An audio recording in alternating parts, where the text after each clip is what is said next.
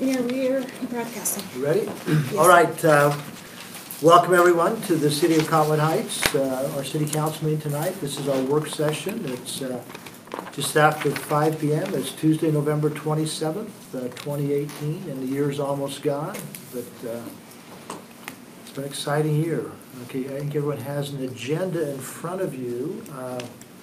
The first thing tonight is that we have Ms. Janice Kimball. Janice, yeah, come on up to the table and talk about Salt Lake County Housing Authority. Hi. Thank you for the invitation. I thought I'd start with just a little bit about housing authorities, a little bit about our agency, and then talk about the interlocal agreement. The housing authorities were formed by the 1937 Housing Act, and around the 1970s, Utah decided to enact that. So our agency was formed in 1970 with the mission to provide affordable housing to low-income households. We operate countywide with the exception of Salt Lake City. Salt Lake City has its own housing authority, and occasionally we participate in Salt Lake City, but we need special permission to do that. Are you part of Salt Lake County government then? We are not. Okay, that's a good clarification. Yeah, we're it's called a public body corporate, so we're a separate entity. We do have a tie to the county in that the mayor appoints our board members and the county council approves them. So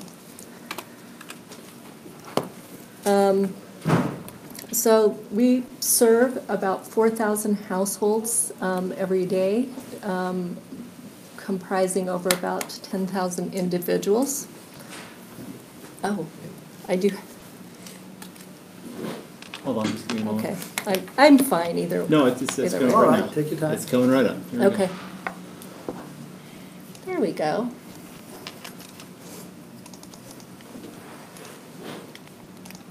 Okay, there's where we are.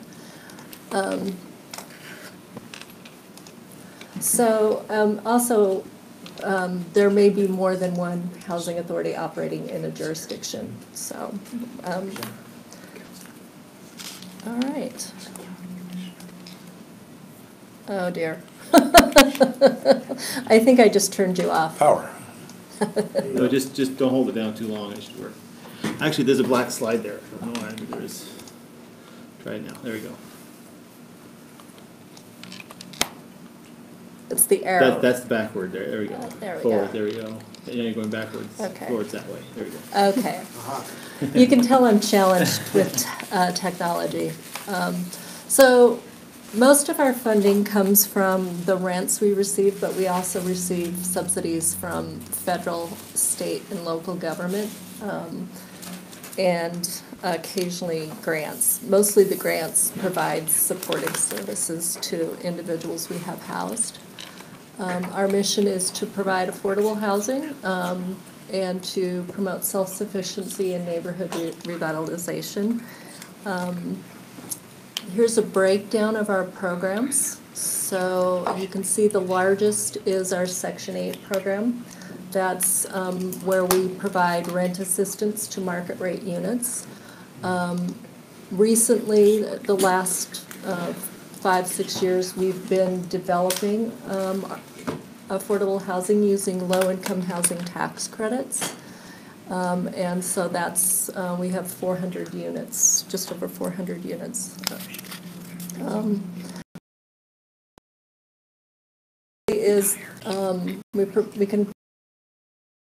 We do acquisition, development, and operation.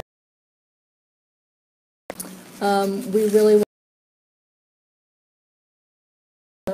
traditionally we've been really tied to Salt Lake County, and as the government changes and the cities are you've had more cities become incorporated. It seems to me like the best place to work is with the cities themselves. So, and one of my goals today is really one of the things that you all can help me with is, I think, the biggest challenge we face, aside from some of the really concrete things in terms of building affordable housing, is the perception about what affordable is and what role it plays in the community. And I think we're at a point now where it's a crisis. We have a huge shortage, and it's affecting all segments of the housing population, from not enough new homes to not enough existing homes to rental units that are, we have a huge or very small vacancy, so it's 3% vacancy countywide. So one of the things I would like to do is offer anyone who's interested a tour of, because I'd like to show what affordable housing looks like. It can fit in nicely to a community and be an asset. So with that, let me talk about the local agreement. So we asked to have a local agreement with Cottonwood, part of what we're required to have to be able to work within your jurisdiction. And what it allows us to do is to provide rent assistance to people who are renting in your community. It would also allow us to build and develop in any way that you would approve any other developer to do that. Janice, we don't have that now? I could not find it. So are you providing services to our city now? I am. Okay. We have, I looked it up before I left today, we have 25 households who have Section 8 vouchers within Cottonwood Heights. Okay. So. That surprises me too, because I thought No, that's. Gordon Thomas was really involved with that. Just Well, from the outset. We've had a change of leadership, so it could Okay. be on our So end. to provide services within our city, we should have that interlocal agreement. Right. Then, once we have the interlocal agreement, does that include ongoing communication and understanding about levels and participation? I would like to do whatever you We'd like want. to be educated. Yes. When you say 25 people now, I mean, Yeah. that's the first we've heard of it. Yeah. No, I would welcome the opportunity to participate in whatever way makes sense for your community, whether it's on planning commissions or whether it's reporting to the council regularly. I'd be happy to do that. What is the average city count, number of homes? What do you mean? You said we've got 25 here in Cottonwood. We have Well, just Section over. 8 vouchers. Yeah, we have about 2,500 vouchers, so you've got 25 of those within your boundaries. 25 of the 2,500? Yeah, Seems small. it does. I'd like to turn that around if we could. So our small number, is that because of the lack of available low-income housing? I would guess that Or it's, that people are not aware in our community to apply for the vouchers? I would guess that it's tied to the apartment stock that you have. So I would guess that there aren't maybe the units that you have in your community are higher than we can reimburse for. Okay. And that's based on a countywide figure, a statewide figure, or a municipality by municipality figure? Good question. It's called the fair market rents. It's a formula that HUD uses. Inside, we joke that we're not sure that it's fair or market because it always seems lower than what the market bears. So it's So, probably at least, probably minimally countywide. right. Yeah, So in this case, it, we'd have a hard time fitting into those numbers. right. So are apartment complexes in, i.e. Cottonwood Heights, required to have a certain number? No. Not for Section 8, no. For Section 8? Yeah. Do you find that cities with ADUs have more use of the vouchers? I don't have any data on. I think it just, we see it where there's multifamily development, so. And if I may comment on that. Sure, please, yeah. Typically with the accessory dwelling units, they're not, you don't usually see these low-income tax, or the housing, the Section 8 housing, because it's a process you have to go through, obviously, with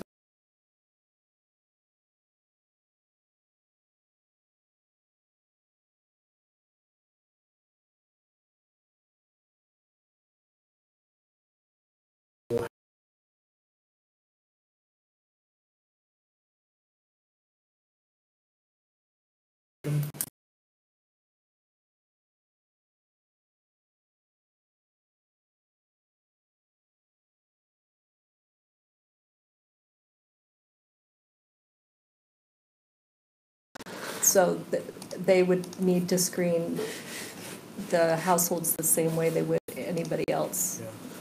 so. Well, yeah, I have a lot more questions. I'm interested in that. Any further questions?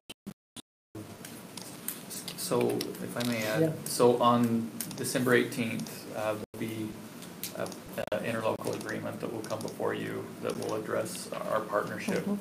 We'll get that out to you in time so you could see the information, but we will bring that on the 18th, just to make you aware. And would you like me to be there on the 18th as well? We'd love to have you if you If you'd like, can. there may be a question or two, yeah? Okay. Yeah. Is it the same time? It would be 7 o'clock, okay, and it's in the chamber. 7:30. 7:30. 7:30. Oh, you're gonna keep me up past my bedtime.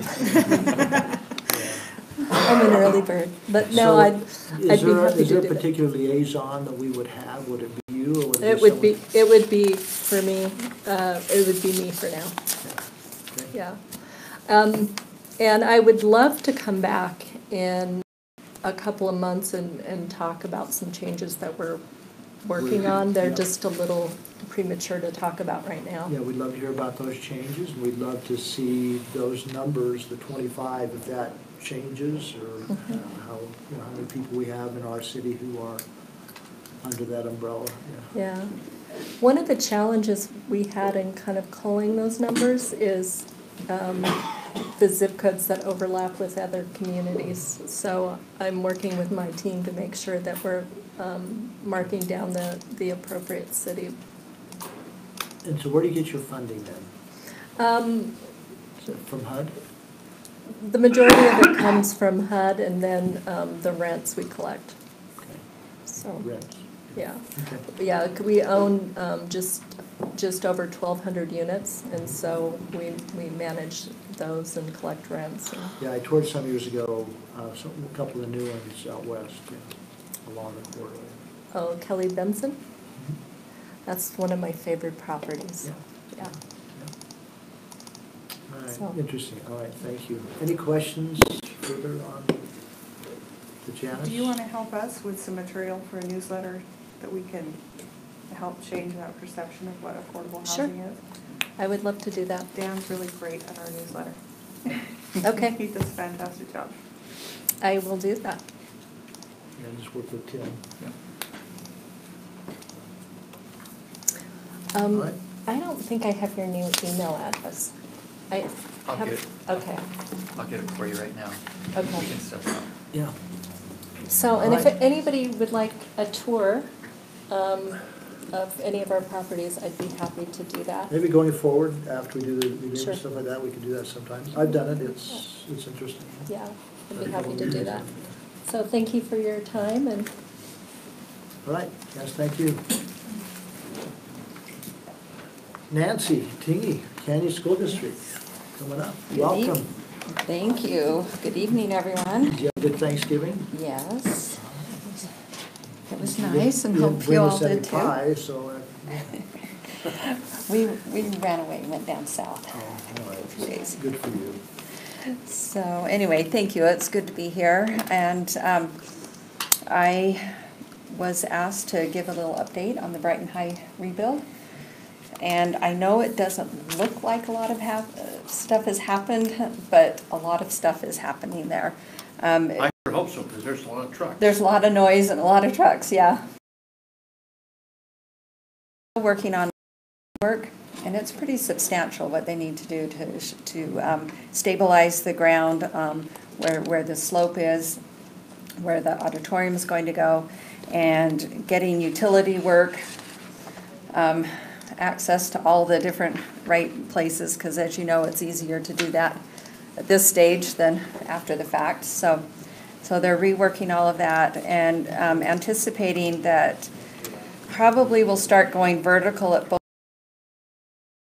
in the auditorium some spring.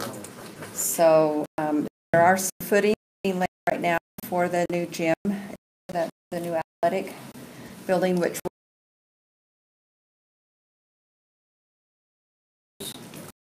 yeah, that as you've builds, they're in. We got the sod laid in time. The weather turned, and so they should anticipate they'll in the spring.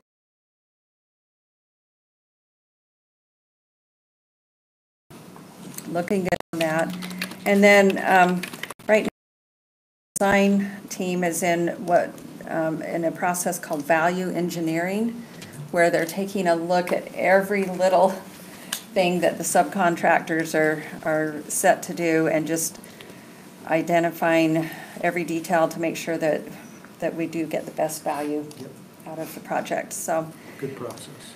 it is, but it's kind of time consuming as well, as you know. But typically, it can save you a lot of money. Mm-hmm. Yep. Yeah. So anyway, We also know there's some drainage problems on the south side, and we actually have an action item tonight. Yes. What we're doing with that for the stormwater. Right. We talked about in a minute. Yes, So I saw that on your agenda, Yeah. and I think we'll probably we met be with- taking a look at it Yeah. as a board Yeah, soon met too. with Rick, and Mhm. that worked out. Yeah. But, And thank you for yeah. working that out. And But, It's- We talked briefly via email about the e-bikes, and we're having a meeting tomorrow. Tomorrow.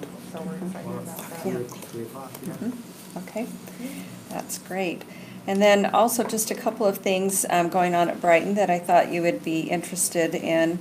Hopefully, several of you or all of you got a chance to attend the Addams Family, their musical production that was held at the end of October. And it was really well received and well done.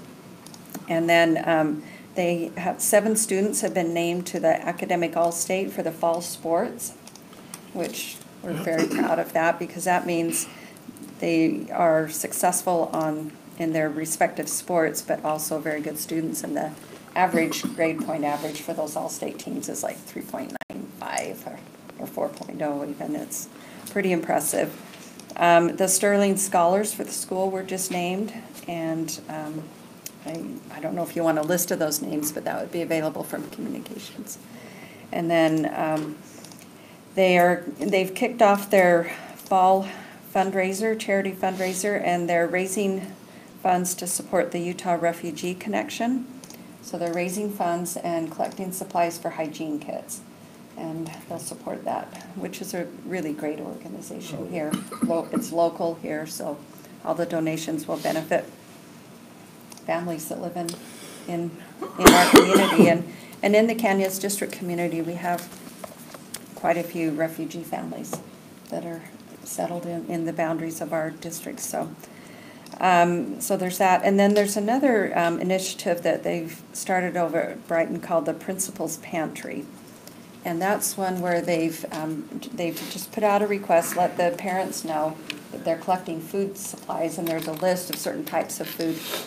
And they have a place where they store it there in the office, and students, if they feel like they have a need for some food on the weekend, they can just come in and pick up a few items and take some things home, no questions asked. It's So is that Brighton only? at Brighton. But, and they're just getting started, but they would, you know, they're looking to expand it, and if the community is interested in participating in donations, or if there's any needs, you know, that they're just looking for a way, and right now it's just been, and the principal says, you know, stuff comes in and stuff goes out, and it all seems to. There's some other high Be working. schools, and other districts have tried. Yeah. East High, I think, has had something. Yeah, and he, Can we put that in the newsletter too? That'd be We great. can work with. yeah, so if you wanted that in the newsletter, maybe contact the I'll principal and get a few more contact- details. Or Kirsten, yeah. Yeah, Principal Sherwood came from Jordan High, and he had a principal's I've heard pantry some there. others that have done It was, over several years, it expanded from food to clothing, and it really supported their community in a good way, So, tied to that, I'm sorry if I interrupted. No. I know something new that started this year is every school now has a counselor. I don't know if it's a MSW or whatever it is, but a social worker. Is that, how's that implementation gone? Because I think that's Yeah. tied to these same issues, yeah. Well, it is in the regard of, as schools, we recognize that come to our building, so many diverse needs. Yep. And well, some of those, it's different. Yeah. And so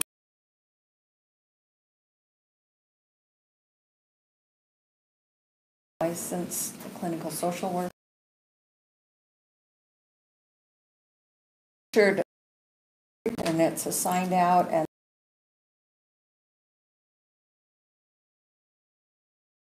they're assigned to it, but they try and have coverage between groups of lists, and then there's a team, and students might need help for, and then come together, invested in, and Been accepted and effective, and because that was a new change. yeah, so about a little over a year ago, we restructured this student responsive services department. So, yeah, we've gotten a couple of updates, and I think another one is due in the next It's going well. little while. Good. So I'm glad the it's something effort. we're paying very close attention to, Yeah. again, because we care about those Yeah. children and really want things to be so that they can learn and they can be successful in their lives. So, anyway, so that is all I had prepared. Are there any other comments or questions or anything that I can take back to the district? Your traffic problem's not a problem. Good, We're on this together and it's working just fine. good. Well, we have Appreciate that. snow Especially with the snow coming. removal coming up, so Yeah. we'll stay in touch and communicate, Good. because we have a lot more vehicles right here and stuff, and see how it works, but Mm-hmm. we'll be sensitive to it, yeah. Yeah, and, yeah, so, yeah, you know who to call and who to talk to, and we really appreciate Okay, this. so And- thank you so much. And thank you for your Yeah. interest and support of the district. Yep, and let us know if there's anything else we can do, and we'll keep working hand in hand. Mm-hmm. Yep. We will. All right. Thank you. Nancy. Have a great rest of the evening. Okay, council, before you have tonight's business meeting agenda. Some things are fairly standard. We have, of course, the welcome and the pledge, and hopefully if we have some scouts here, we'll get them involved. We have citizen comments, and I think tonight we'll have a lot of people there to make comments. We have 2 standing monthly reports. Scott will be giving us his first monthly financial report. You excited, ready?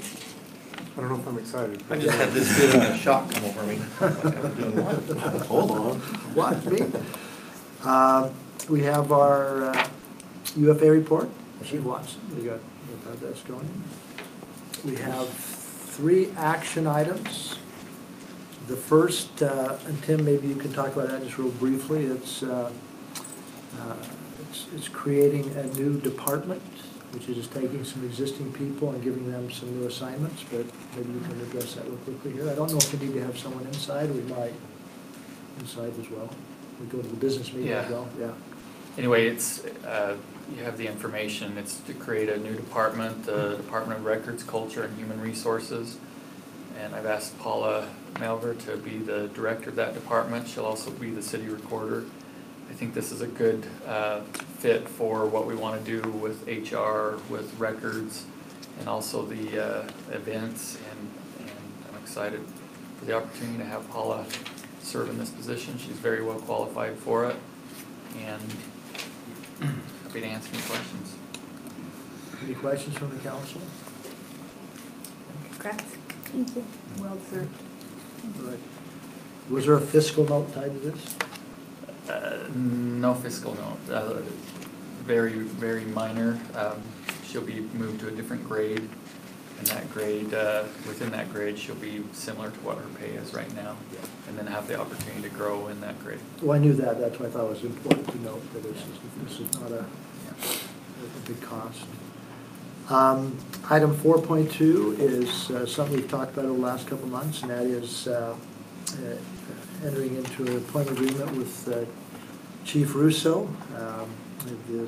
This resolution will add 2 years to his existing agreement, and then will also add some areas of accountability that have been brought up by the council and with our new city manager. That will be a part of it, and I think Chief Russo has been made aware of those, which are pretty standard things.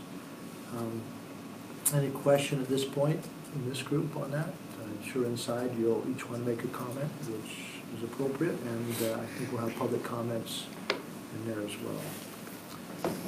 The third item of business is the thing we talked about with Nancy Teen a minute ago, and that is the Brighton High School stormwater retention pond issue. You want to talk about that, Rob? Go ahead. Yeah, Matt is ill tonight, so he's not going to be here, but we have the interlocal agreement with you. We've met with the school district. They're going to consider this after we consider it tonight at their next meeting.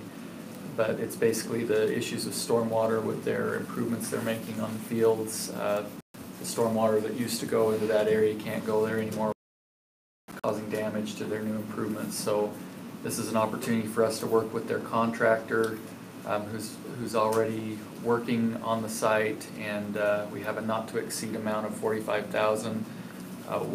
They'll do the work, we'll do the approvals. There's an easement associated with the agreement and an easement agreement.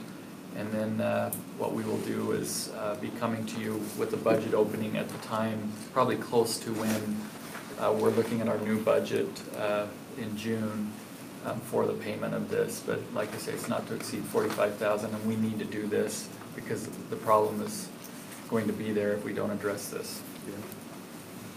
Okay. I think we've talked about that before. Any questions on that action item tonight? Okay, going back to our work session agenda, I again apologize. I should excuse Councilmember Michael tonight. She's traveling for business. I think she's in Colorado. So I wish her safe travels and excuse her from tonight's work session and business meeting. Okay, council and staff reports. We have someone who's not been with us before. Matt, come on up. Hello. And talk about outdoor lighting standards. Is this the same as night sky? Dark sky. Dark sky? Dark night skies. sky? Matt? Hey, Matt? My brain's always thinking outside area. Thank you. Dark sky, night sky. Ready to go? Well, night is dark. Before Matt starts, can I say something? Yeah, go ahead. Is that okay? I want to express appreciation to our staff for working on this ordinance, getting it prepared. Matt's done a lot of research on it. Mike's been involved as well. And so this is a draft for us to start considering once we talk about it here, and depending upon direction of the council, we'll run it through our land use processes and it'll come back to you. But it's something that I think it was directed a while back to look at this, and appreciate the research that's done. I just wanted to express that. you.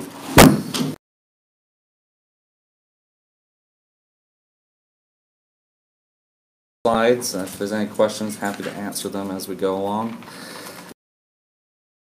Requests a couple months ago to prepare a draft ordinance. We've been involved with, as Mr. Tingy indicated, research. You're off here. There you go. Thank you. I'll chalk that up to newbie status. Looking at this, just a little bit of background. We do have several outdoor lighting standards, and we've been referring to dark skies informally, but in our zoning code, I think we'd like to refer to it as outdoor lighting standards. And so from here on out, I'll refer to it as that. If you prefer it that differently, for whatever reason, we can shift.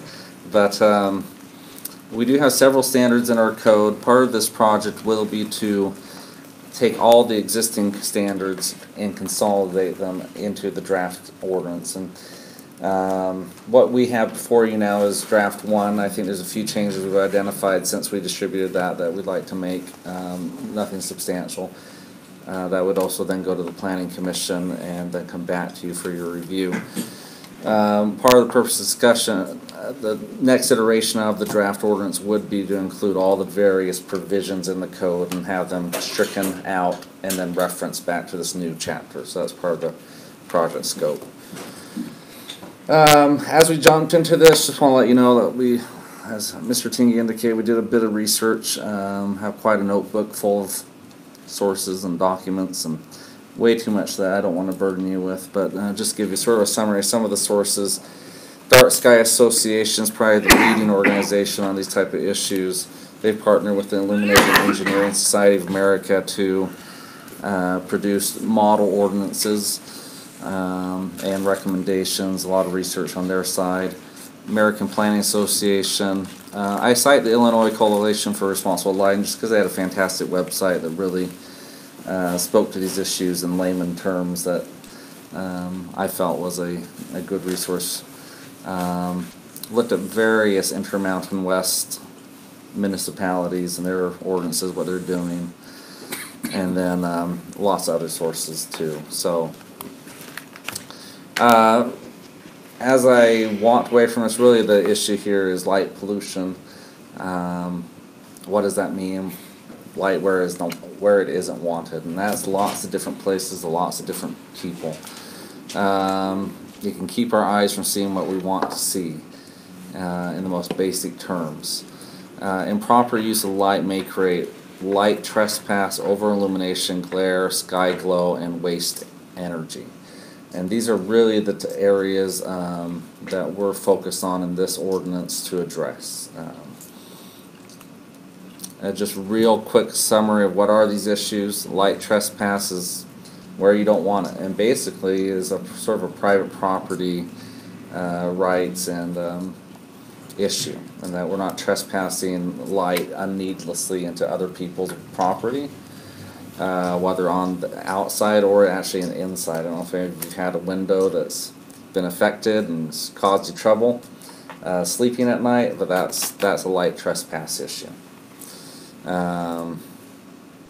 So how do we deal with that? And these standards are an attempt to deal with that light trespass. Glare is a real issue. If it gets in our eyes, it can cause a situation where we can't see what we want to see. It's light pollution.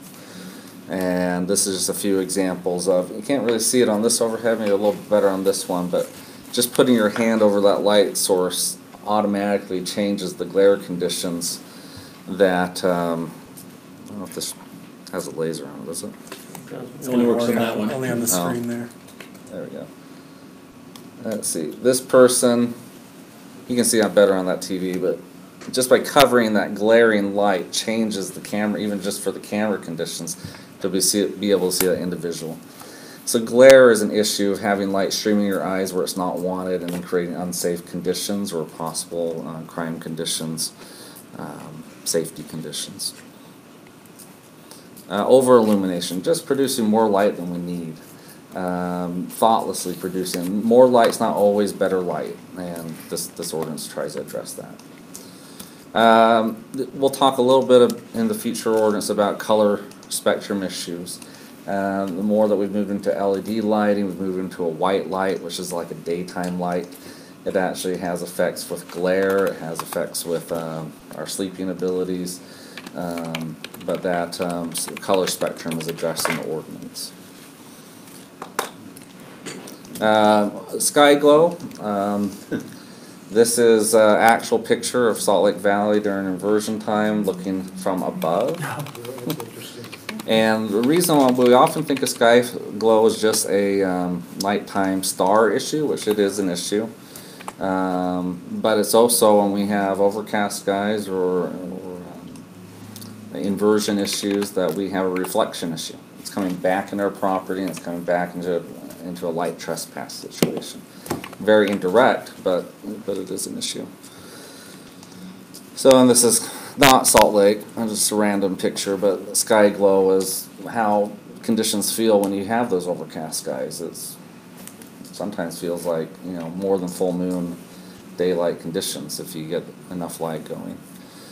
What are we trying to achieve by looking at these different issues? I've already mentioned improve enjoyment of personal property, outside and inside, increase the health and safety of residents and visitors, automobile collisions, vehicular and pedestrian, improve sleep conditions, less crime, increased personal safety, improve the nighttime ambience of the community, and also conserve natural resources. Because we're shining light unneedlessly, that's energy expended in places it wasn't needed. I won't go through this list in detail. These are listed in the memo that was provided. These are some of the means or methods to achieve these desired outcomes. And many of these methods achieve multiple objectives.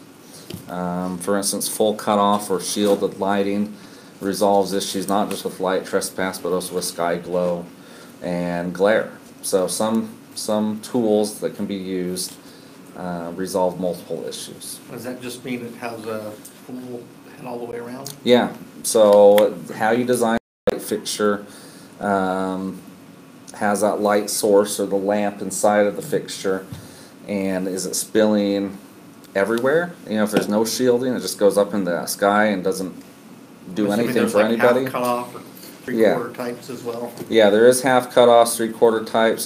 This particular ordinance has a full cutoff. Many of our current standards already require a full cutoff, so this is not far and above what we already require in many instances. There's another step that you can go full shielding, where everything has to be recessed within the light fixture even further, and that can further direct light where you want it to be. So Matt, are there alternative requirements when you're doing with security lighting, or security lighting fit into the same? Yeah, security lighting is addressed in the ordinance as an exception. Okay.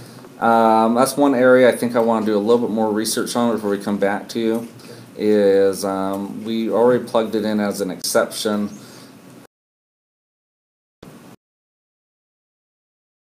Go away from the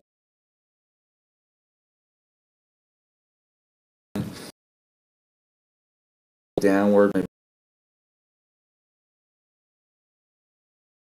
many security versus don't have a real clear answer.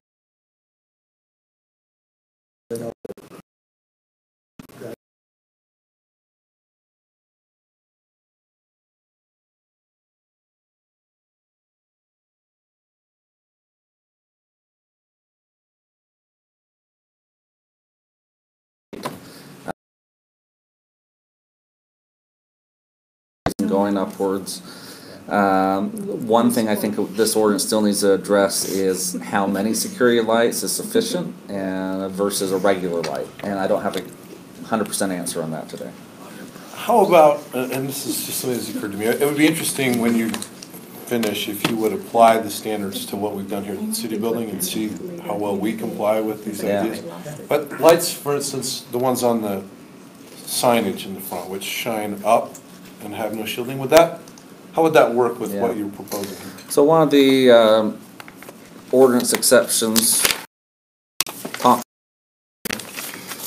and And that's really where the policy direction needs to come from the council is, how far do you want to go in prohibiting all sorts of uplighting and, but right now we have it drafted as, let's see, I can't find the exact language right now, but basically it's rewritten that rather than uplighting, you can have downlighting.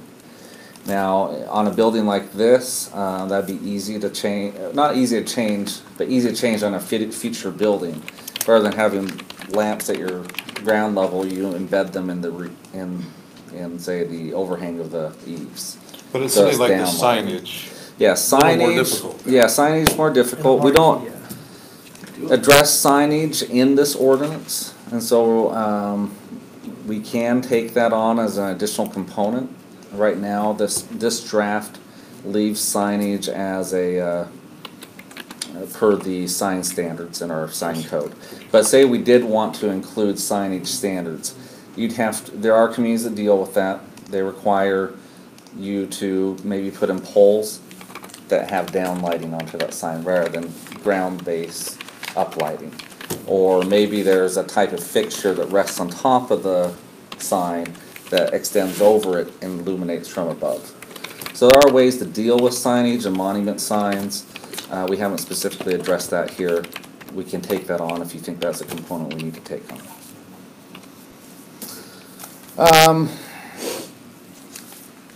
So the intent of this ordinance is to establish these type of means and mechanisms to address these issues. The scope of the ordinance this would apply to new development, excluding single-family residential. And that any use or structure increasing its size by more than 25% would need to come into compliance with these standards. So a small is not going to trigger the standards, but if they're doing substantial work on their building, we would then ask them to come with a new lighting plan and replace the lighting to comply. Now, this is a policy decision of how far you want this to be applied. This is one of the areas where we would want feedback from you is, do you want this to extend in other areas of the city, or do you want it to be less stringent when a property redevelops? Maybe it's 50% or not at all, if they put an addition on. So that's a policy question. This is where we felt was a good middle ground between individual private property owners that own residences in the city versus larger developments that have more resources and commercial developments. Is it typical to include all single family? It really varies on the community. A lot of communities do exclude single family, and some that are more ambitious and the outcomes they want to achieve, they require new single family to comply. If I might comment on that also, it's a fine balance because you have individuals in single family areas that want security and safety as well, and so a lot of communities have to weigh that balance. So part of the balance too is also how much additional resources staff devotes to what you want to achieve. So, with this balance, I think we could reasonably absorb looking at all the lighting plans for new commercial, new multifamily, requiring those lighting plans of them, and any substantial additions or remodels. But if we're going to have these standards apply to all new single family, and that's one more layer of plans that we'd have to request of every single family building permit or any substantial remodel of a single family building permit. So we're putting more burden on the property owners, and it's more of a time commitment for staff to review all those additional plans and provide the training to do it right and consistently. So that's the summary of where we're at. All the details are in the draft ordinance. I think it would go through another couple iterations with the Planning Commission and some additional staff notes that I have. Has this been to the Planning Commission yet? No. So at this point, we're looking for preliminary feedback from the council, and then we would anticipate bringing this forward to the Planning Commission in January for their initial review and recommendation to you. And What's our cutoff between a small subdivision and there's one that goes like, yeah. that's just like you guys can just handle another one, has to go through the planning commission, what's the size? 10 There's lots. 10 lots? Street lighting would be affected by this ordinance. The lighting on the homes themselves would not be affected. At all, even if you, I guess The current draft. that may be a good cutoff, maybe if it's 10 or more, if it's a development that's going into 10 or more, they should at least be looked at or reviewed for Yeah. compliance. That seems like that might be a turning point. Those projects tend to be bigger and you'd be doing it, not just on a one-off. Projects are bigger, but the homes are built generally Yeah. one at a time by one homeowner, rather than 500 at a time in a big development. So, I mean, if you're gonna build single-family residence, it's not very likely, at least in our city, that we're gonna have one person build more than 10. What's going on there on, between Danish and Creek, and that will certainly be Giverny. That's what I'm thinking of, some of those type scale projects. The development is being done by one party, but I suspect the home building is not being done by the same. Yeah. And I may be wrong, maybe it Is is. that the case, or? You know, I think Givenet is a master developer, and you contract with them to do all the homes in that development. We may have a similar situation with an Ivory Homes subdivision, but there are subdivisions that where the developer will do the subdivision, but then they'll sell all the lots individually, and each of those individual.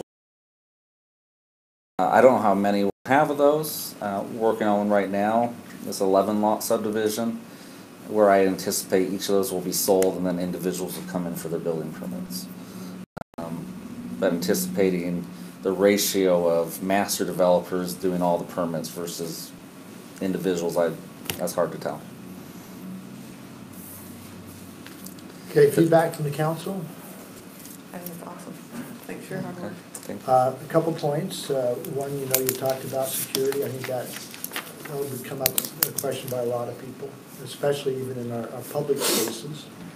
Like in parks, we have pavilions and things like that. That's how we handle security lighting. The signage question. I know when I was on the East Coast once, and I traveled to a location that had a dark sky policy. I tell you, it's wonderful. I mean, just love you. You drive through and you can hardly tell all of the commercial enterprises going on, and it was very refreshing. But yeah, so conceptually, I'm very supportive. Based upon the cost implementation and all those types of things. Yeah, conceptually, it's a good direction. I'm probably leaning more towards maybe seeing if we can go beyond just, where down we can take that. Yeah. Even if it's a suggestion. Sure. Master development, maybe you can design or have your architects design homes that meet these standards. I think to your point, Scott, in something like Giverny, which is a planned unit development, generally, and this is not Ivory's project, that's just a standard subdivision, but in something like a planned development, general design standards, better open space, that kind of thing. And I think in an application like that, certainly implementing some of these standards as kind of the trade-off for clustering or modified massing would be appropriate. Yeah, and I think that'd be easy to draft in a way that made sense and was a clear cutoff between your standard subdivision lot and a master plan PUD or other development. This is really hard to get at, so maybe this ask is beyond what's possible. But when we impose new regulations, it's always nice to know what the fiscal note is for those that we impose them on. Yeah. And to have a sense at least, hey, this is no more expensive than doing it the other way, or this is quite a bit more expensive. Sure. I will say too, that maybe it has surprised me in the developments that I've watched go through the process, how time-consuming lighting is, how big an issue that is, and how hard we have to work on that one issue. So yeah, it's a big deal. I can work on getting some general estimates. I mean, there's multiple components of cost. One will be just preparing the the isometrics illumination plan, that's an additional cost. But, you know, maybe fixtures are relatively equal. Similar, yeah. You know, and, you know, a little bit of research I think can define that. Thank you. So Matt, what's your planned timeline for taking to the planning commission? I think I'll sit down with Mike, but I think just, you know, off the cuff, we're still looking at January.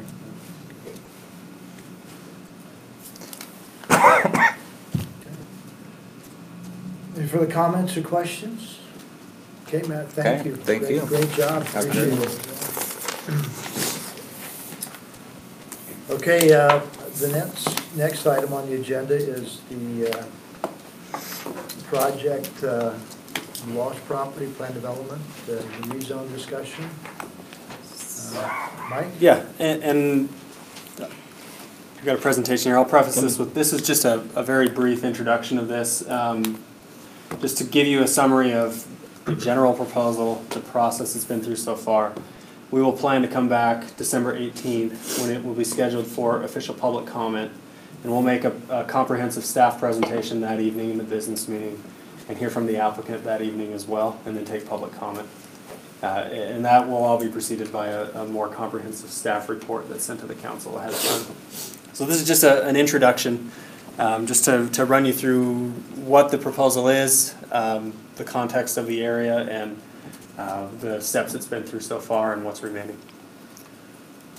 And I'm sure the mayor and council have all heard of this project by this point, but I'll just give a quick background. This is affectionately known as the Walsh property, kind of back behind the old City Hall building off of the 215 interchange there, 6784 South, 1300 East. It's almost 6 acres. There's one single-family home located on that property currently. The current zoning of the property is R18, and you can kind of see the surrounding context there. You've got some multifamily around it, and you also have a one single-family neighborhood directly to the south. This is the land use designation, so the city's general plan, the initial draft of the general plan, the first property and some of the surrounding property is residential high density. So while we do have a single-family zoning, the land use designation has been high density. And then on top of that, the planned development district highlights this area as a tier 2 area, which sets some standards, creates some framework, but it does allow someone to apply for a zone change under the planned development district ordinance, subject to the restrictions of that ordinance. And each tier, as you know, has different standards. This happens to be in a tier 2, which is kind of the mid-range. So the request that was made earlier this year was a zone map amendment from R18 to PDD1, and in the planned development district, under that ordinance framework, an applicant or developer creates their own tailored zoning ordinance draft that's customized for the property and for the development they're proposing. And part of that ordinance includes what's called a development plan, which is a set of plans that essentially shows what development is proposed on the property in pretty high level of detail. So at a very high general level, the proposed development on this property is 3 multifamily residential buildings consisting of 199 residential units total, with 5 live-work mixed-use units. And each building is 4 stories in height, with the first story being parking, the 3 above it being residential and live-work mixed-use units. And I will provide a lot more detail on the ins and outs and the fine details of the actual development itself and all the different components of it when I make the formal presentation at the next meeting. The ordinance, the PDD ordinance, dictates a pretty comprehensive review process anytime an application is made for a planned development district rezone. So you can see it starts with a pre-application conference and a concept plan. Number 3 is kind of the first public review of this, and it's held prior to formal application with the city, but any applicant is required to hold a community workshop. Actually, I think the ordinance requires 2 community workshops. This particular applicant held 3 with the neighborhoods surrounding that area. followed by a draft application submittal, and this is essentially for staff to determine whether the application is complete, point out any issues or holes in the application, and give them a chance to address that. And then 5, we're halfway through the list now, but 5 is the official zone change application, followed shortly thereafter by the Planning Commission process. And the Planning Commission reviews this like any legislative item, like a rezone or text amendment. They take public hearing, they make recommendations, impose conditions, provide any feedback, and then they make a recommendation to the City Council for final consideration. And this project was at numerous Planning Commission meetings. I've got that detailed out in a slide here in a minute. This particular proposal has to follow step 7 as well. In the Tier 2 PDD area, the maximum building height is set at 50 feet, but it does provide an allowance for architectural or decorative appurtenances to extend above that, subject to review by the Architectural Review Commission. They're not reviewing the entire architecture of the building, they're only reviewing the appurtenances that extend above that height limitation. And the Architectural Review Commission meeting is scheduled for this Thursday, so they'll be considering that this week. And that's just a step that needs to happen before any final decision is made. And then 8 is the City Council review and final decision, again as a legislative zone change application. So there's a lot going on this, but this is a site plan that shows the proposed... Can I go back one second? Yeah, please. In that series of events, does the Planning Commission make a recommendation? They do. Not the Planning Commission, the Planning Department? Yes, in our staff report, there will be a staff recommendation. Yeah. And that will be included, an updated staff report, including all the Planning Commission information, will be included in the City Council's official report that gets sent out. So the project site plan, the 204 total units, again 199 residential and then 5 live-work mixed-use units. They're set on the north, there's 2 primary buildings set on the north boundary of the property, and that single-family residential neighborhood is directly south, kind of surrounded by this subject property. So 2 kind of U-shaped buildings. These are the larger buildings on the property. And then building C, as it's referred to, is across Little Cottonwood Creek, which will be bridged with a fire turn kind of around the corner to the southwest. This is the makeup of this. Actually is very similar to the initial submittal with a few notable changes that have been made as a result of the public process. One being that this turnaround on the southwest corner was originally proposed to cut through, and that has been modified to a turnaround reviewed by the fire department as a result of eliminating that secondary access. The south landscape boundaries and setbacks have been increased and labeled with heavier vegetation and landscaping. And there's some specific language in the proposed ordinance that focuses on existing mature tree preservation to make sure that we've got a thick vegetative buffer, if at all possible, between the proposed development and the existing development, single-family and multifamily to the south. These buildings have been pushed back since the initial submittal to create as much separation as possible from that south boundary. And then the remainder of the space there is surface parking. And again, there is substantial structured parking on the first level of each of these buildings. And none of these buildings is proposed to go subgrade.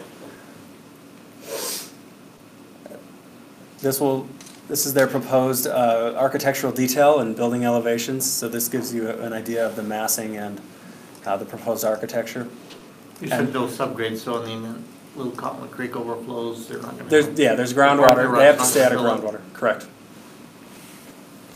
What's a little harder to see here is the buildings, as you can see on this screen, are U-shaped with one level elevated plaza here. So you're going to have a... Actually, is that ground level? That's ground level. So the ground level plazas in front of each building. So the buildings are U-shaped. So you'll see on building A and B kind of 2 wings stick out and the middle mass of the building being recessed. But you can see the 4 stories there. And what the ARC is reviewing essentially is these pyramidal architectural appurtenances on the kind of the corner caps there. They extend slightly above 50 feet and are subject to that review. But you can see the design theme is carried throughout, and that's kind of the proposal that is in front of us. Throughout the public process, again, there's been substantial public feedback, public hearings held. The Planning Commission began their process in June, on June 20th, and have gone through a large handful of meetings to get to the point where we are today. So they were very comprehensive in their review. Some substantial changes have been made, both voluntarily by the developer and as requested by the Planning Commission, to the not only the development plan itself, but also to the ordinance. One notable one that I'll mention is the Planning Commission requested that the affordable housing requirement be more strictly defined, and that is reflected in the current draft ordinance, and that condition was requested by the Planning Commission. So you'll see that when that's distributed. And just last month, or earlier this month, the Planning Commission made its final recommendation, and a motion was made by the Planning Commission to approve the project subject to all the conditions that were discussed throughout the duration of the project. That motion failed by a vote of 3 to 4. So the recommendation then from the Planning Commission is a negative recommendation to the City Council for a few different reasons between some of the commissioners, and I'll provide a review of that once we have the minutes to provide that in detail to you. And like I said, Architecture Review Commission will happen this Thursday, followed by a City Council and an initial presentation by staff and by the applicant, followed by public comment on December 18th, with a final decision scheduled into 2019. So that's an introduction, a very base level, and like I said, you'll get a lot of reading material in early December that will flesh this out and provide a little more in-depth analysis of the proposal and the process it's been through. Could you just take a moment, a lay citizen here at this point, but define was it the 4 workspace units? Define what that. Yeah, so the concept being proposed with the live-work units is a two-story. It's a two-story unit that's accessible by the ground level, that will have some dedicated kind of street ground level frontage, and that can be used. It's kind of like a flexible type mixed-use space where it can be used for low-impact commercial uses, like and it's specified in the ordinance. An office.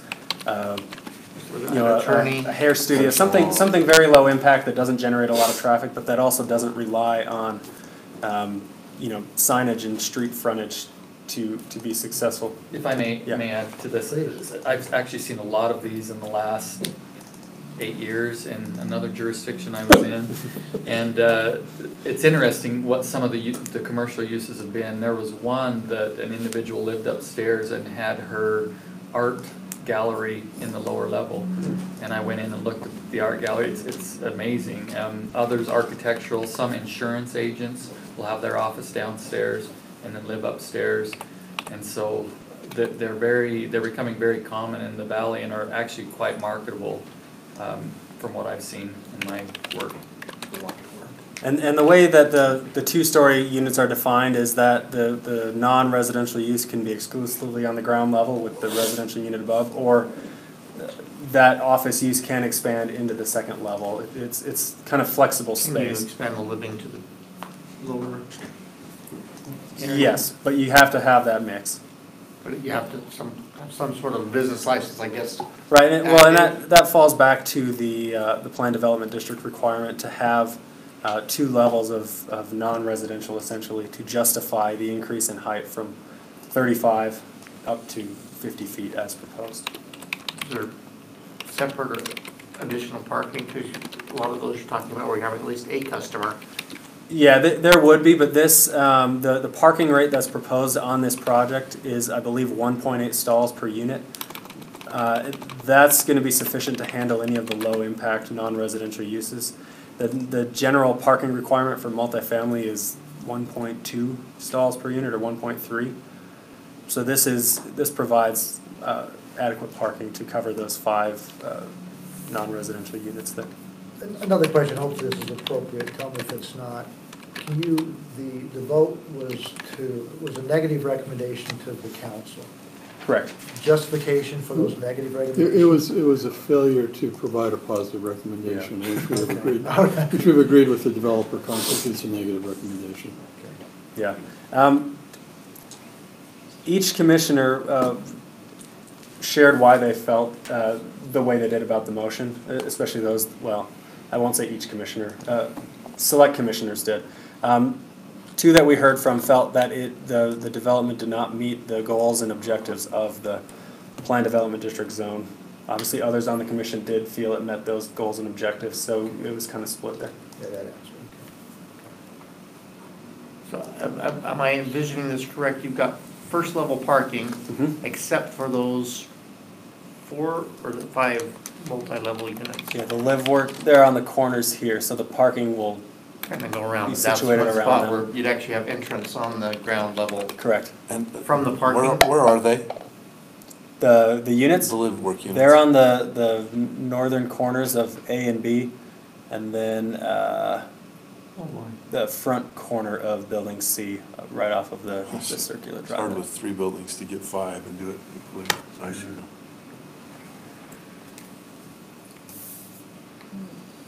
Have panoramic windows you can see in.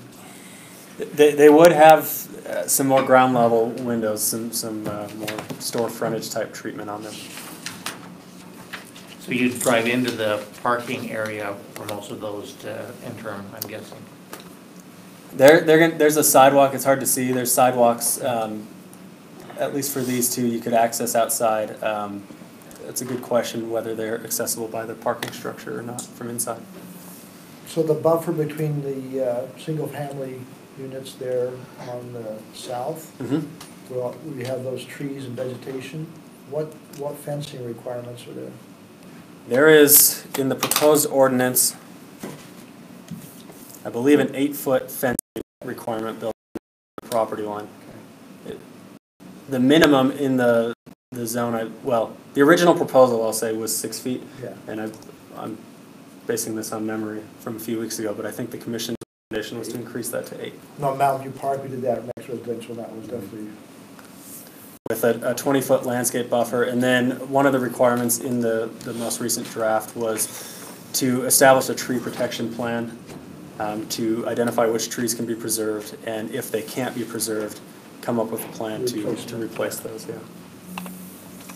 So are we addressing the ordinance based on lack of clarity? If some of the planning commission is recommending, but the majority are not? It sounds like we need to Yeah, so clarify. what we're going to do, we need to wait for the minutes to be published. So we're going to go through an in-depth analysis of the goals and objectives, where some of the commission thought it did not meet and why some thought it did, and kind of get both sides of that in the formal presentation. One thing that was confusing for me here for a while was that there are 2 ordinances. There's the enabling ordinance and its clarity, and then this development has its own ordinance. So Correct. you have to be careful which ordinance you're talking about when you talk about the ordinance. Yes. okay, for the questions, then on the 18th, we'll have a in-depth presentation again and take public comment and go from there. Yep. When you say we're taking public comment, we're just gonna have a public comment period during our I think, are we work taking session? public comment? Yeah, we've set aside some of the, usually when a rezone or text amendment comes forward, we schedule specific public comment for that item. So that's the plan. Before we leave this, I feel like we're kind of cutting our teeth on the whole PDD concept, and I think our process may not be the best.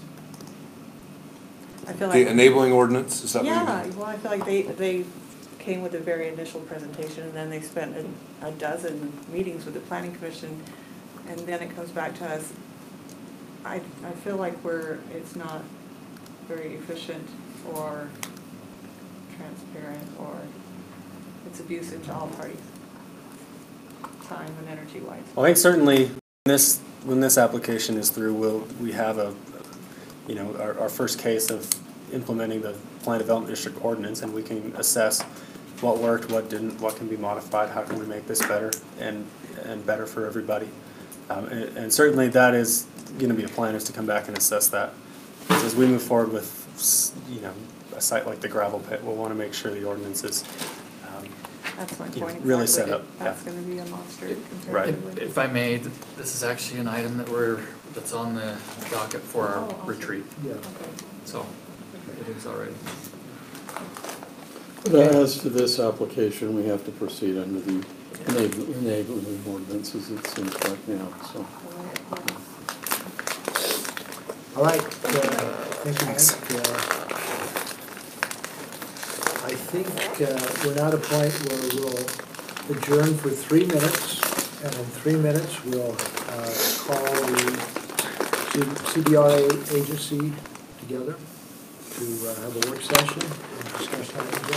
Is that here? It's in the other room. Oh, we can do the work session in there? Yeah, it was Oh, posted okay, that way. all right, good, we'll go right in there then. We don't want to adjourn from this one. Do we want to adjourn? Yeah. We need to move to adjourn the work session for the CDRA meeting. So, second. All in favor, say aye. Aye. Thank you.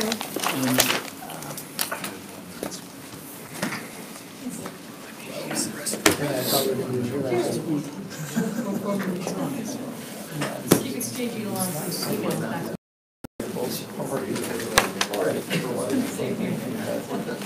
How are you?